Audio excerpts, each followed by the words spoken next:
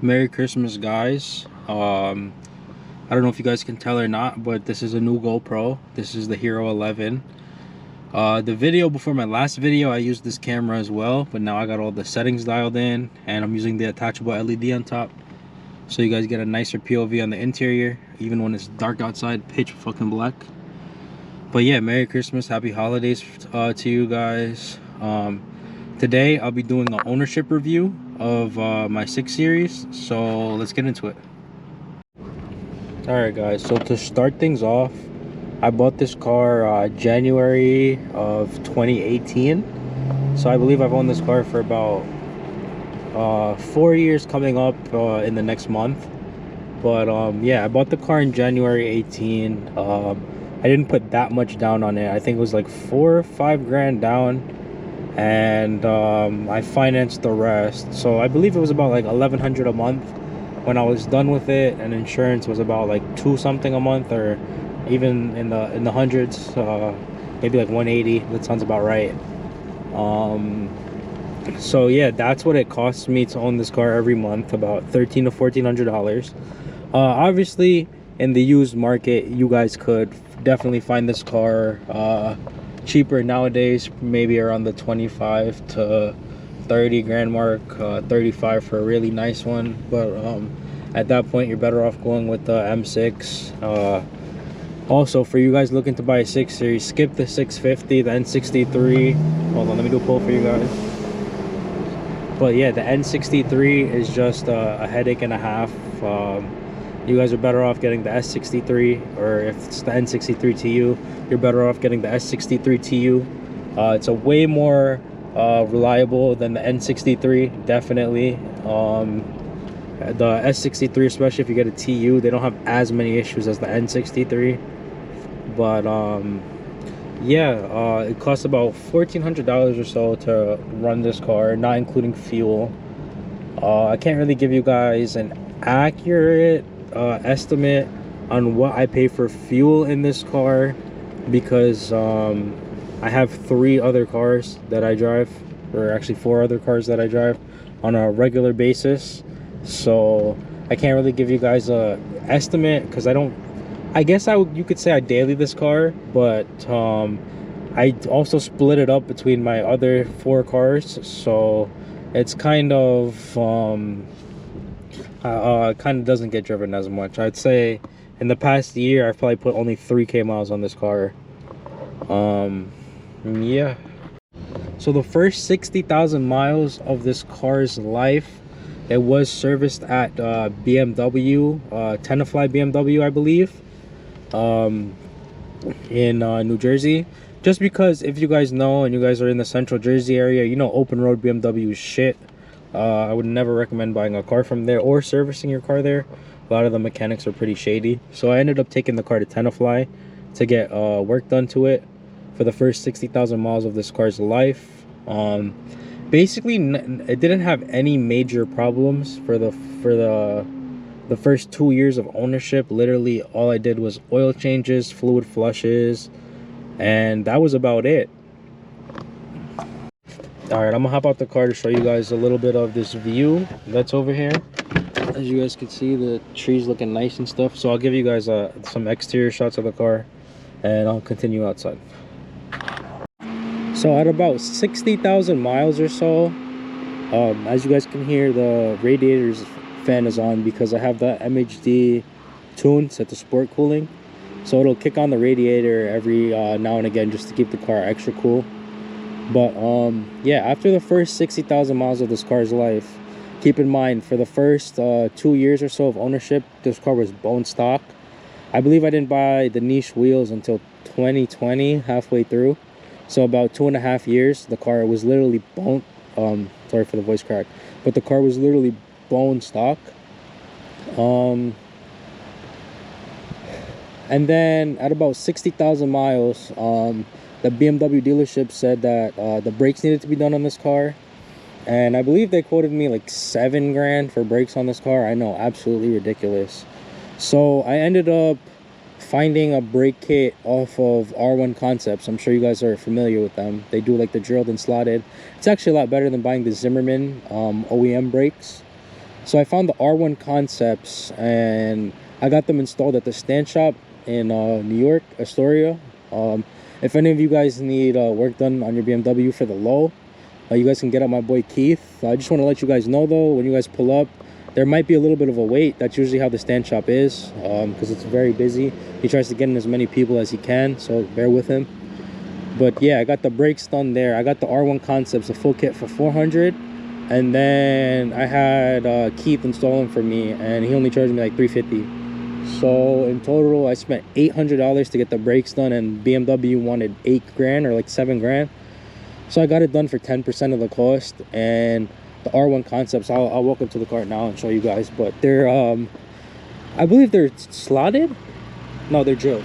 So they're drilled, as you guys can see, and then it's a ceramic pad. There's a lot of brake dust on the car right now because I haven't washed it in about a month or so, but it was definitely a step up from the OEM brakes. They definitely don't get as hot, but yeah, let's continue on with this. So once I did the brakes on the car, Keith was checking it out, and that's when I told you guys about the tie rods that came up and the axle that had a slight rip in it. So I got those replaced as well. And then I wasn't really satisfied with the power on this car. I believe it makes 315 horsepower stock and 315 torque.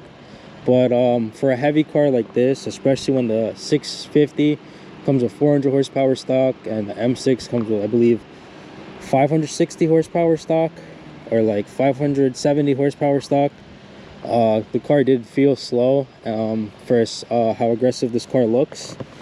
So basically what I did was, at the same time, I bought a downpipe, a blow-off valve, a charge pipe, and a front mount intercooler, all at the same time. And I basically just went completely full bolt-on in one shot, just because it saves you a little bit on labor costs. I know if I was doing YouTube like I am now, I would get everything, I would install everything one by one just so I can make more content. But at the time, I wasn't really too worried about content. I just wanted to build a nice ass daily for myself. So I got all the full bolt-on parts installed at the stand shop as well.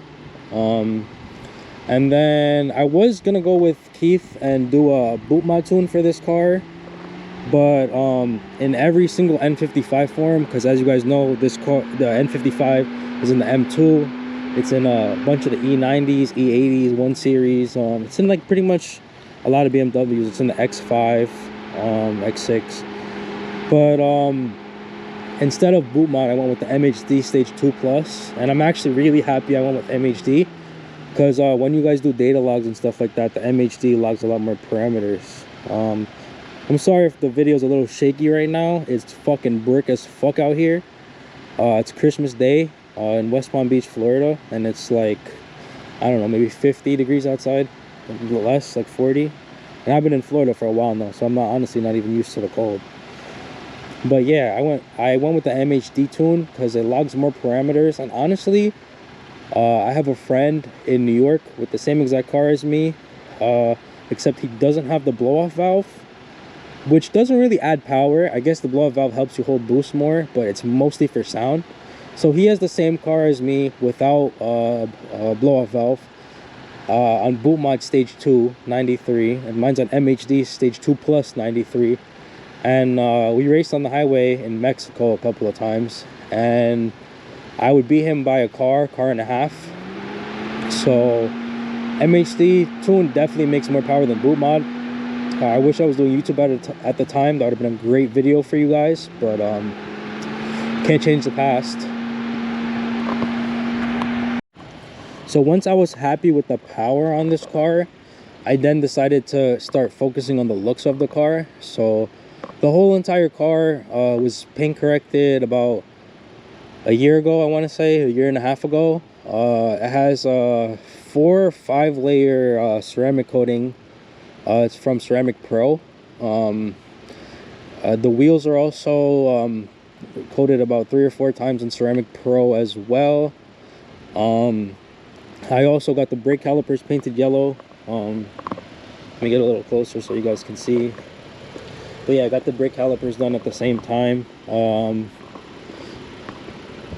what else did I do? So I got the I started doing the exterior and the interior around the same time. I want to say I pretty much just ordered all the parts at once. So I got pretty much all the carbon done on the outside, as you guys can see. The PSM spoiler. The car is filthy right now, so I hasn't been washing in a month, so excuse it. I got the Akrapovich carbon fiber tips, the eBay diffuser with the side with the rear bumper extensions. As you guys can see, it comes under the exhaust nicely. I got the PSM dynamic side skirt extensions, full carbon. I got the M style carbon mirror caps with the little wing on it.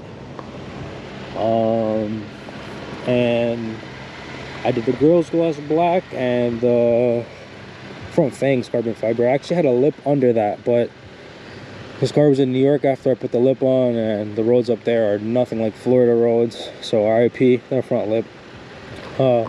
They sell the lip usually as a kit, a 3-piece kit, so it comes with the fangs and the lip. If I can find a lip like the bottom part of the 3-piece lip by itself, I'll definitely buy a replacement and I'll do an install video for you guys. But the other style lip for the 6 Series, I would have to remove the fangs, and honestly I love the way the fangs look. I wouldn't want to remove it anytime soon. So yeah, it'll probably keep this look until I can find a replacement 3-piece lip.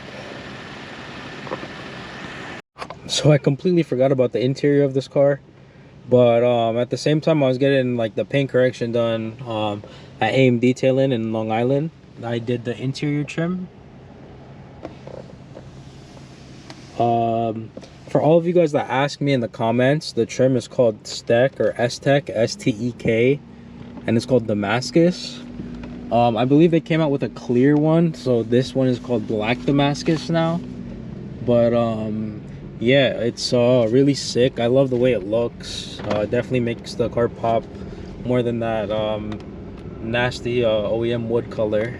But yeah, I really love the way the trim came out. And then about a week after doing the interior trim, I ended up buying a steering wheel, carbon paddles and the buttons and all that, just to bring the whole interior together.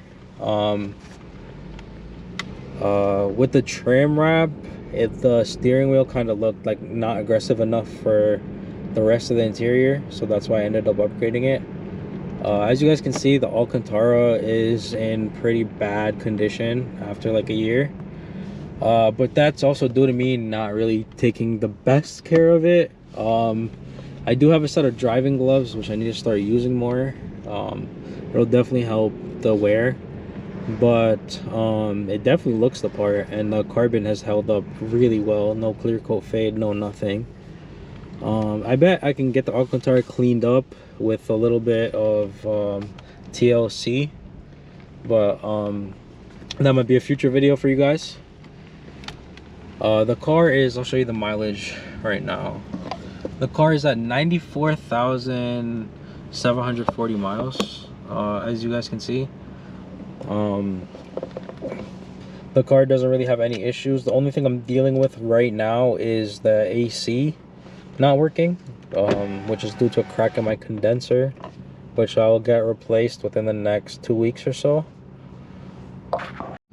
So what I want to finish up this video with, I pretty much went through everything I did to the car with you guys. But what I wanted to finish this video with is the window sticker on this car. So I bought this car certified pre-owned January 2018. The first owner only put 7,000 miles or 8,000 miles on the car, so I bought it with really low miles. So as you guys can see, MSRP 81,300, glacier silver metallic and black Dakota leather. It is the M Sport edition. I do have the cold weather package, M Sport package, M Sport edition, which includes all of this stuff. As you guys can see, I don't want to read everything for you guys, but the suggested retail price on this car was $88,000, as you guys can see. So I often refer to this car as a $90,000 car, but as you guys can see, The factory MSRP on this car is $88,000. Here, I'll show you guys the fuel, whatever, for whoever cares about that. But that's the standard features, and this is the fuel economy. So it's 20 city, 29 highway, and I doubt I get that. And unlike the Z4, the car was completely made in Germany. Only 5% US/Canadian parts. Pretty much everything else from Germany. And yeah, so that is the window sticker on my car, and pretty much I gave you guys the cost, what I pay. Oh, so a full tank of gas on this car, if you pay like $3 a gallon, the car has a 20-gallon tank, I believe, or close to it. So you pay, if it's $3 a gallon, okay, we'll do $4 a gallon in today's market in most places. So it is about an $80 fill up, if the car is completely empty. So for you guys that want to know, if you want to get your car filled up, it's about 80 bucks. So yeah, this is my ownership review. Let me know if there's anything I missed in the comments. And I'll catch you guys in the next one. I'm out. Happy holidays, guys.